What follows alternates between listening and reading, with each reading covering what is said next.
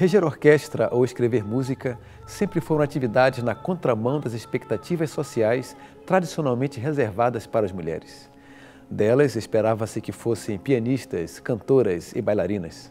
Dirigir e criar, isso era coisa de homem.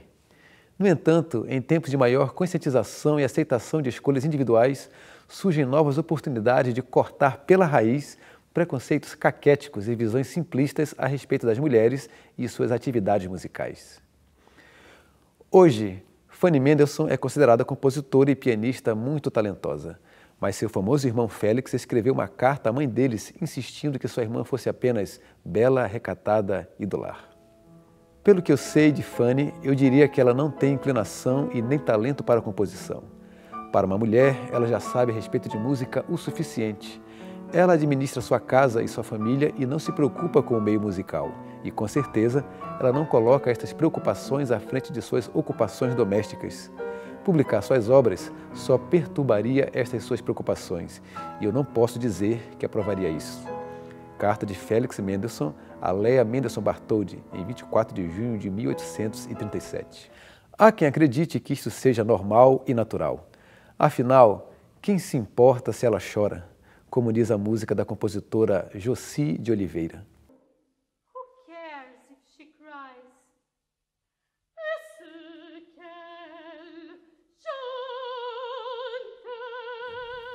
É claro que as razões para um baixo número de mulheres nas atividades de composição e regência não têm a ver com suas habilidades ou competências musicais, mas sim com demandas pessoais e impeditivos culturais que estão sendo vencidos, ainda que pouco a pouco.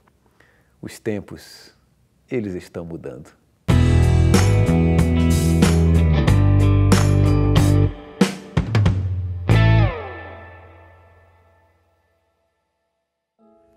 A música que você ouve ao fundo é da compositora paranaense radicada em São Paulo, Nilceia Baroncelli. Aliás, é dela todo o texto que vou falar a seguir. Os antigos painéis egípcios mostram mulheres tocando instrumentos, embora não se saiba se elas compunham o que tocavam. Na Grécia Antiga, viveu a poetisa Safo, que também foi compositora de talento, ocupando lugar de destaque entre os expoentes da arte grega, juntamente com outras compositoras como Mirtes e Corina. As reuniões de família dos romanos eram animadas por audição de peças musicais de mulheres, que assim exibiam mais uma de suas prendas, ou seja, uma atividade doméstica como tecer uma toalha de crochê. Mas os romanos tiveram uma musicista que passou para a história, Santa Cecília, mártir cristã chamada de padroeira dos músicos. Na Idade Média, apesar da pouca referência ou ilustração sobre a atividade musical feminina, surge uma grande compositora. E é importante notar que ela deixou seu nome numa era de autores anônimos, Hildegard de Bingen. Alemã, também poetisa, ela compôs cerca de 70 peças musicais religiosas. Estudos mais recentes citam o nome de Cassiana, também chamada de Cássia ou Icásia, uma abadesa cujos hinos ainda são cantados na Igreja Ortodoxa do Oriente. Foram encontrados 47 breves hinos de oração e 2 cânones de sua autoria, com sua notação ainda legível. O número de compositoras vai aumentando à medida que o tempo passa. As italianas Francesca Caccini e Barbara Strozzi são 2 das mulheres compositoras mais conhecidas do século XVII. Entre os poucos trabalhos de Caccini que foram preservados, temos o balé cômico La Liberazione di Ruggiero, considerada a ópera mais antiga composta por uma mulher. Suas partituras revelam uma compositora hábil no tratamento harmônico. Barbara Strozzi foi uma compositora bastante prolífica, sendo também a autora dos textos de suas obras vocais. No século XVIII, encontramos registros de 13 compositoras. Amélie Julie Candeille e Maria Teresa von Paradis teriam sido aquelas de maior êxito, mas o mesmo século poderia ter visto Anna Maria Mozart.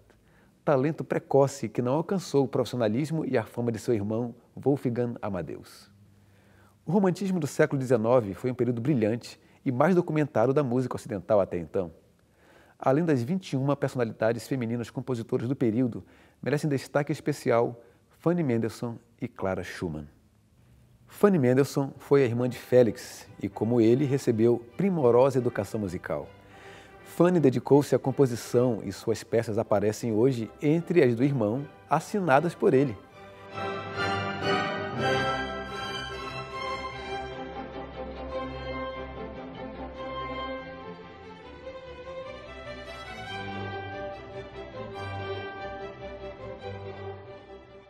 Já o pai de Clara Wieck tinha uma outra posição a respeito de mulheres como profissionais da música. Ele era professor de piano e logo reconheceu o talento excepcional da filha. Determinou, inclusive, que ela não se casasse para poder dedicar-se inteiramente à música. Robert Schumann, o compositor apaixonado por Clara, precisou recorrer aos tribunais para casar-se com ela, pois Herr Wieck opunha-se tenazmente ao casamento dos dois, apesar de gostar muito de Robert. De certa forma, esse pai radical tinha razão. Casada, Clara Schumann enfrentou todo tipo de dificuldades. Teve seu tempo dividido entre o trabalho de casa, os 6 filhos e, depois de algum tempo, as sucessivas crises de loucura do marido. Quando Robert morreu, ela passou a sustentar a família, dando aulas de música e concertos para divulgar a obra dele. Suas composições, de nível respeitável, demoraram a sair da obscuridade e ainda não têm a divulgação que merecem. Do fim do século XIX em diante, encontramos uma maior proporção de mulheres compositoras, mais de 700, sem incluir as brasileiras, das quais algumas encontraram apoio e chegaram a desenvolver carreira brilhante.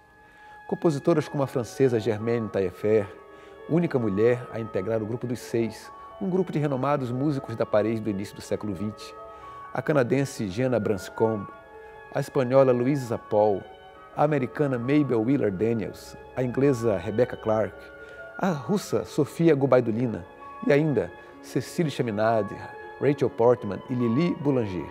Esta, uma compositora genial e irmã de Nadia Boulanger, professora de harmonia de grandes nomes da música contemporânea de concerto.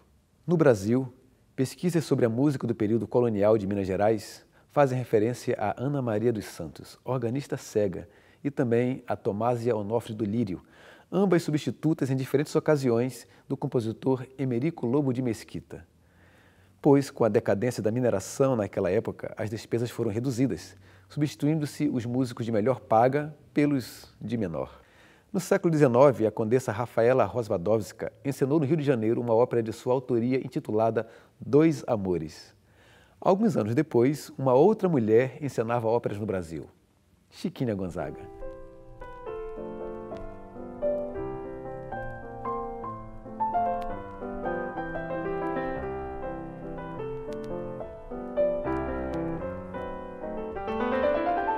Mais conhecida como compositora popular, ela era também excelente compositora de óperas e sua primeira ópera, com libreto de Arthur Azevedo, não foi encenada por ser música escrita por mulher. Mas as seguintes 75 estrearam, e com sucesso.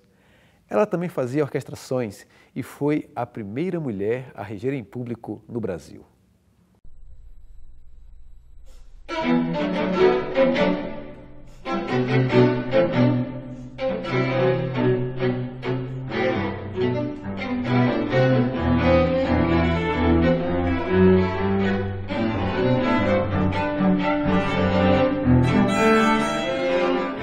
A compositora Dinorá de Carvalho acumulou prêmios no Brasil e Europa.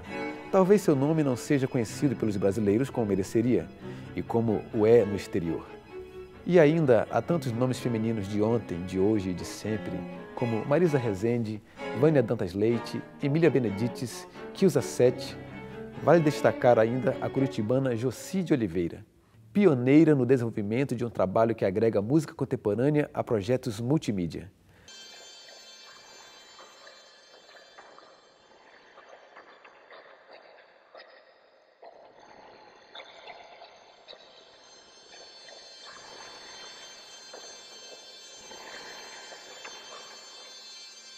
Suas experimentações artísticas mostram que as mulheres compositoras, da música vocal antiga ao contemporâneo midiático, não podem ser colocadas no rodapé dos estudos musicais e que elas merecem uma audição musical mais ampla. Para saber mais, procure referências como o livro Mulheres Compositoras, escrito por Nilceia Baroncelli e que traz verbetes sobre mais de 1.200 compositoras de várias épocas e países.